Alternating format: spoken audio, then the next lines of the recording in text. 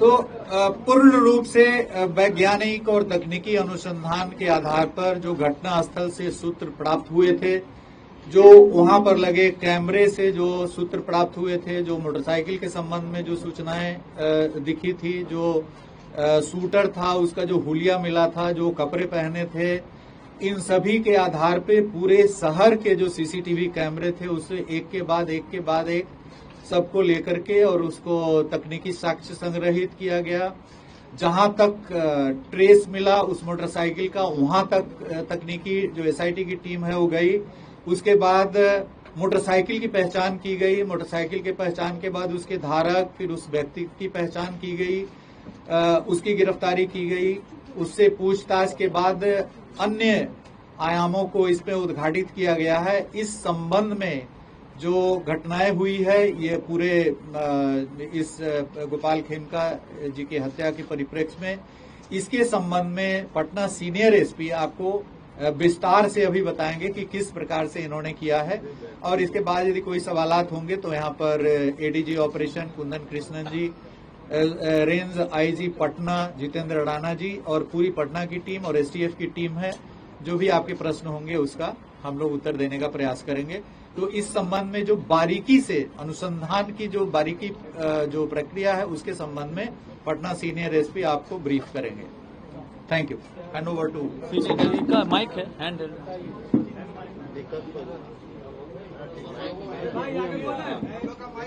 वो यही है सर।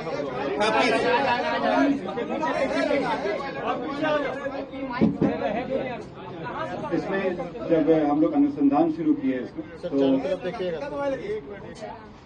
जब अनुसंधान शुरू किया गया तो जहां पे घटना हुई थी उसके बाद सीसीटीवी का अवलोकन किया गया और वैज्ञानिक अनुसंधान प्रारंभ करते हुए जहां पे रिट्रीट हुआ था उस डायरेक्शन में आगे बढ़ा गया। इसी क्रम में बढ़ते बढ़ते हम लोग जहां पे जो अभियुक्त था वो जो भागा था उस घर तक पहुंचे। वहां पे जब छानबीन की गई तो एक मोटरसाइकिल हम लोगों को मिली। मोटरसाइकिल के नंबर से टेम्परिंग करने की कोशिश की गई थी। जब उस मोटरसाइकिल के पास वाले घर की सर्च की गई तो उस घर से जो अभियुक्त जो कपड़ा पहने हुए थे वो बरामद हुआ, जूता बरामद हुआ, मास्क बरामद हुआ।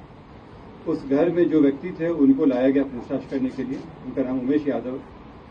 जब उनसे गहन पूछताछ की गई, इसके बारे में गहराई से पूछताछ की गई तो उनके द्वारा इस घटना की संलिप्तता स्वीकार की गई। साथ ही में उनके द्वारा बताया गया कि इस घटना में जो उनके द्वारा इस्तेमाल किया गया हथियार था वो घर में छिपा के रखे हैं। ये जब उनको बताया गया उसमें उनके घर के ऊपर वाले फ्लोर में जो उनके भाई का फ्लोर है, घर है, उसमें ये बंद कमरे में रखे हुए थे। उस जगह की जब छानबीन की गई तो इनके घर से 59 राउंड गोलियां बरामद हुई। 56 राउंड 7.6 का था और 3 गोली 9mm का था। उसके अलावा जब घटना में जो इस्तेमाल हथियार था उसके साथ 2 मैगजीन मिला जिसमें 14 राउंड गोलियां थी। इसके बाद जब इनसे और पूछताछ की गई तो बताया ये कि अशोक साव का नाम लिए, ये इनको करीब 1.5 साल से जानते थे। दोनों ही बिहार शरीफ के थे और एक शादी के फंक्शन में मिले थे। तब से ये उनके लिए छोटा मोटा काम करते थे। करीब 1.5 महीना पहले इस षड्यंत्र को रचा गया था और इसमें इनको पहले लाया गया था कि ये शूटर और हथियार को इंतजाम करे। इस क्रम में पैसे भी दिए गए थे और इसमें बताया गया था अग्रिम में 50,000 रुपये दिए गए थे और बाकी काम होने के बाद 4 लाख की बात हुई थी इसमें। ये पहले अपने आसपास के जो शूटर रहे हैं उनसे कांटेक्ट किए ये। उसी क्रम में इनके इलाके में रहने वाले विकास उस राजा से मुलाकात हुई। इसमें उनसे सेटिंग करने की कोशिश की गई। राजा के द्वारा जो डिमांड किया गया था तो इनको लगा कि इससे अच्छा ये स्वयं ही ये घटना कर ले और इसलिए ये हथियार जो इनको अशोक साहू जी के द्वारा ही दिया गया था वो हथियार लिए और अशोक साहू के द्वारा इनको उनके दिनचर्या के बारे में बताया गया। ये एक रेगुलर था कि वो 8 बजे के आसपास बांकीपुर क्लब जाते थे और वहाँ से करीब 11:30 बजे के आसपास वो स्वयं अपनी गाड़ी को ड्राइव करते हुए आते थे। क्लब से नॉर्मली उनके एक दोस्त भी आते थे जिनको एक बाकरगंज मोड़ पर ये उतार देते थे। इसी की रेकी करते हुए वो उस दिन घटना के दिन भी वो बाकरगंज मोड़ पे पहुंचा और जब इनकी गाड़ी आई तो ये वहां से चल के ये अपार्टमेंट के पास आ गया और इनका इंतजार करने लगा। उसके 10 मिनट के बाद इनकी गाड़ी आई। गाड़ी पहले से ही देखा हुआ था, नंबर भी से पता था। जैसी गाड़ी आई ये उसमें फायर किया और चला गया। अगले दिन जैसे पहले से तय था इन लोग के द्वारा, ये लोग जेपी गंगा पथ पर मिले, ये और अशोक साहब, मालसामी थाना क्षेत्र में। वहां पे बची हुई 3.5 लाख रुपए इनके द्वारा दी गई। इसमें खास बात यह है कि इसमें आपस में बातचीत करने के लिए मोबाइल खरीदा गया था और सिम भी उमेश यादव के नाम से ही खरीदी गई थी, ताकि अशोक साहब का नाम नहीं आ सके। और जब ये पैसे दिए गए तो मोबाइल उन्होंने वापस कर दिया, लेकिन सिम वापस नहीं किया था इसमें। जब इसमें अशोक साहब के घर पे छापेमारी की गई तो उनके यहाँ भारी मात्रा में जमीन के कागजात मिले, साथ में एक 9mm का बरेटा उनके यहाँ पिस्टल मिला, उसमें 17 राउंड गोलियां मिली इसमें। और इसमें कई जो कागजात मिले हैं उनका निष्कर्षण किया जा रहा है। जो अभी शुरुआती पूछताछ में जो बताया गया है कि इन लोगों के बीच में व्यापारिक संबंधों में खटास आ गई थी, जमीन के कारोबार में भी बताया जा रहा है, लेकिन अभी अंदर जो रैंसम का जो अमाउंट मिला रिकवर हुआ, इसमें जो उमेश यादव है उनके पास से करीब 3,65,000 और जो अशोक साहब हैं इनके घर से 6.5 लाख रुपए कैश बरामद किए। जेल से क्या कनेक्शन मिला? ये अंडर इन्वेस्टिगेशन है अभी, क्योंकि इसमें कई ऐसे तथ्य आए हैं कि जेल के द्वारा भी संपर्क किया गया है। कुछ और कारोबारी भी हैं जो जिनका इंटरेस्ट था जमीनों में, और उनके द्वारा भी इस घटना में शामिल होने की बात है। जी, ये इसमें क्या कुछ निकल के आया, किस कारण से हत्या की गई, आखिर इसका मोटोस ऑपरेंडिस क्या था? ये अंडर इन्वेस्टिगेशन है, लेकिन अभी जो बात आई है, जमीन जैसे बहुत सारे कागजात मिले हैं, जमीन को लेकर इन लोगों के बीच में खटास उत्पन्न हो गई थी। देखिए, जमीन के भारी मात्रा में कागजात अशोक साहब के घर से बरामद हुए हैं। भारी मात्रा में कागजात हैं, एक दो नहीं है बल्कि काफी वो जब्त किए गए हैं। अब ये लिंक करना पड़ेगा, जो मृतक के पास जो सूचनाएं हैं उनके लैपटॉप में, उनके मोबाइल में, उनसे मैच कराया जाएगा। कुछ जो अशोक साहब के मोबाइल हैं, उस मोबाइल में कन्वर्सेशंस आए हैं, जिससे ये पता चल रहा है कि जमीन का भयंकर विवाद है, जिसके कारण काफी तल्खी चल रही है कई लोगों में। अब उन सभी चीजों पे अनुसंधान होगा, उनकी आवाज मैच करा के दिखा जाएगा कि वो कौन सब कर रहे हैं। तो ये भूमि के जो भारी मात्रा में कागजात अशोक साहब के घर से बरामद हुए हैं, वो सब अभी नहीं शेयर किया जाएगा, लेकिन भारी मात्रा में जमीन के कागजात। गोपाल खेमका को ही ये टारगेट क्यों कर रहा था सर? ये तो बड़ी बात है कि बड़े नस्ल थे वो, उनके बेटे की भी हत्या 2018 में। हाँ, इस संबंध में एसटीएफ के द्वारा इसमें काफी सत्यापन किया जा रहा है। ADG headquarter ADG ops Kundan Krishnan ji, इस पर आप थोड़ा सा प्रकाश डालेंगे। देखिए, गोपाल खेमका जी की मर्डर में जो तथ्य आए हैं वो इन्वेस्टिगेशन में शूटर पकड़ा गया है। हम लोग के पास पुख्ता सबूत है कि यही शूटर है। कौन उसको पैसा दिया, अशोक साहब पैसा दिए, इसका भी पुख्ता सबूत है, मैचिंग है, बरामदगी भी है, बैलिस्टिक मैच भी हो जाएगी प्रॉपरली। अब जो अब कारण कई हो सकते हैं, इसमें समय लगेगा, काफी रिकॉर्ड्स जांच करने पड़ेगी, काफी कॉल रिकॉर्ड्स भी देखना पड़ेगा। जैसे उदाहरण स्वरूप अशोक साहब के मोबाइल से इस तरफ की वाकया थी।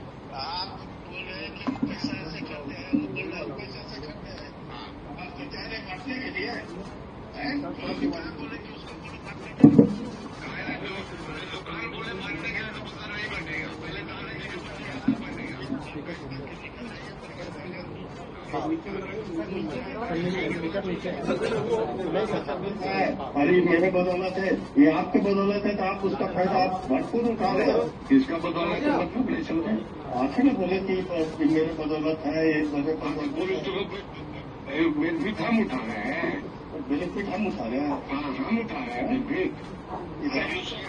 आज भी बोलते हैं बता देते हैं, उन्होंने हम बता रहे हैं आपको बात हमसे नहीं, हम कोई चीज क्या फालतू कर रहे हैं, पहले ही बताओ ना हमको, तो क्या फालतू कर रहे हैं तुमसे बात बताओ तो।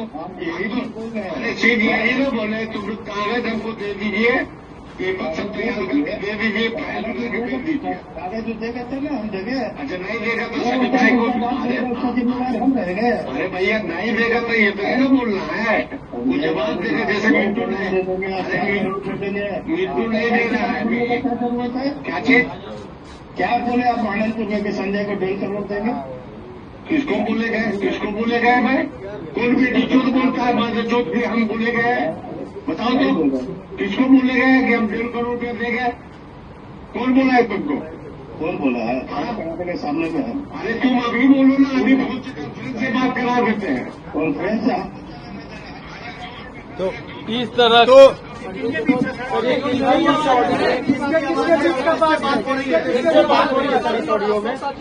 ये अशोक साव का वार्ता चल रहा है कि इसमें उनका भी संदर्भ आया है, उनका भी नाम संदर्भ, उनका भी नाम ऐसे संदर्भ आया है। कितने फाइल्स हैं, बहुत सारे फाइल परंतु अभी हम लोग तो बरामद किए हैं अशोक साव के घर से जो मोबाइल और वो उसकी जांच।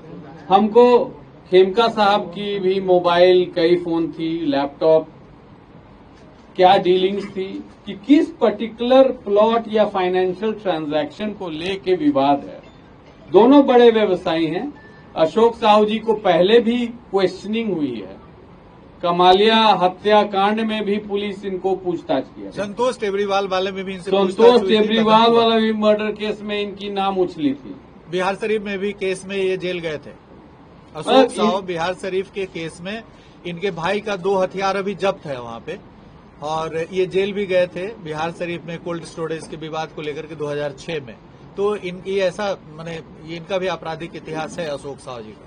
डीजीपी साहब, एक सवाल ये है कि क्यों आई और क्या कनेक्शन है उसका इस केस में? नहीं, ये जो आप देख रहे हैं कि जो बातचीत चल रही है तल्खी से, जो इनके अशोक साहू के मोबाइल से निकला है, तो ये स्पष्ट रूप से लग रहा है कि जमीन वगैरह को लेकर के फाइनेंशियल गंभीर विवाद है।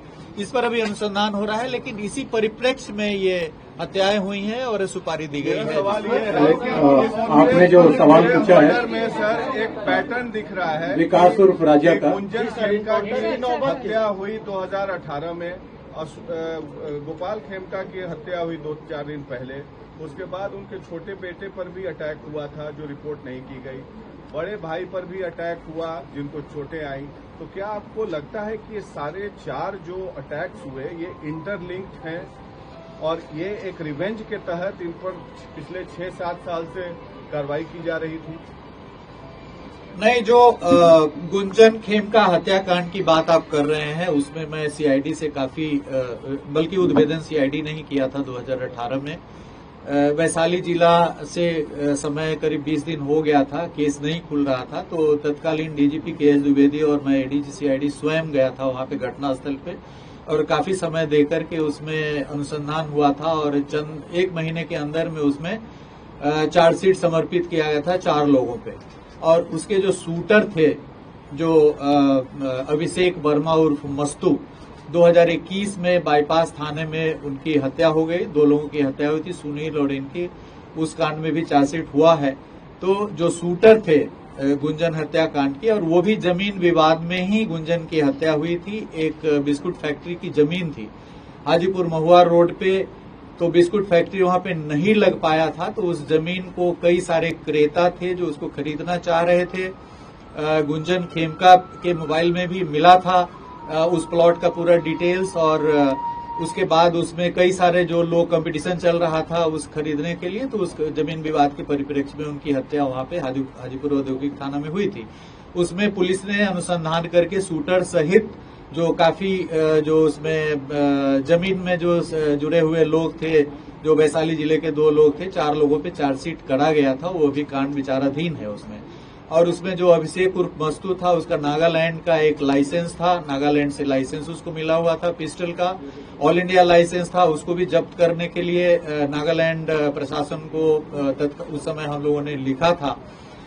बाद में वो न्यायालय के आदेश पर वो पिस्टल मुक्त हो गया था और उसमें काफी सारी आगे की कार्रवाई हुई थी। बट उस केस में हम लोगों ने त्वरित अनुसंधान करके उसमें चार्जशीट किया था, और 2018 में हम लोगों ने इनके परिवार की सुरक्षा के लिए अंगरक्षक मुहैया कराया था, जो 2024 तक इनके पास था। 28 जून 2024 को इनके द्वारा स्वेच्छा से अंगरक्षक को लौटा दिया गया था।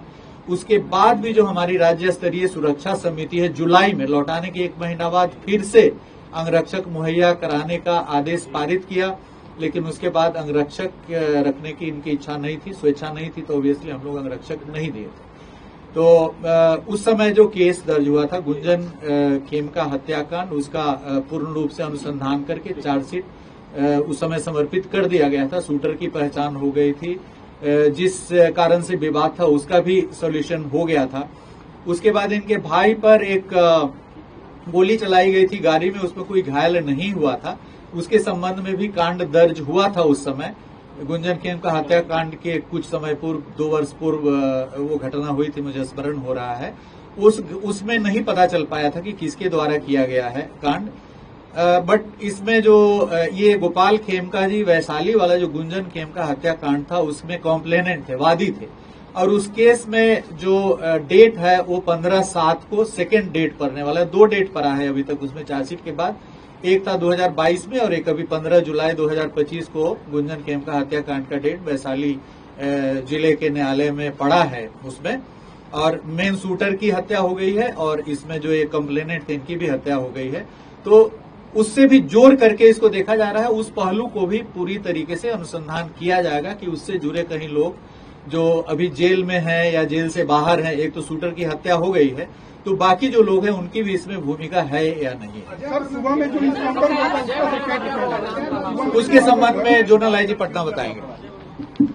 इस कांड के अनुसंधान के दौरान पुलिस के द्वारा जो सभी पहलू थे उन पर अनुसंधान किया गया था और उसमें जो शूटर है उसके द्वारा स्पष्ट किया गया था कि उसके लिए इस कांड को करने के लिए पहले उसने विकास उर्फ राजा से संपर्क किया था, और जो सामान्यतः एक आपराधिक छवि का व्यक्ति है और हथियार इत्यादि सप्लाई करने का काम करता रहा। उसमें भी काफी सारे ऐसे जो हत्या और गोलीकांड है उनके अंदर में शामिल रहा और उससे इसने हथियार प्राप्त करने का कोशिश किया था और उसके पास में हथियार उपलब्ध रहता है। इस मामले में पुलिस जब एक टीम थी उसने इस विकास उर्फ राजा के ठिकाने पे दबिश करी, तो उसने वहां पर पुलिस के ऊपर में वहां से भागते हुए पुलिस के ऊपर में फायरिंग की।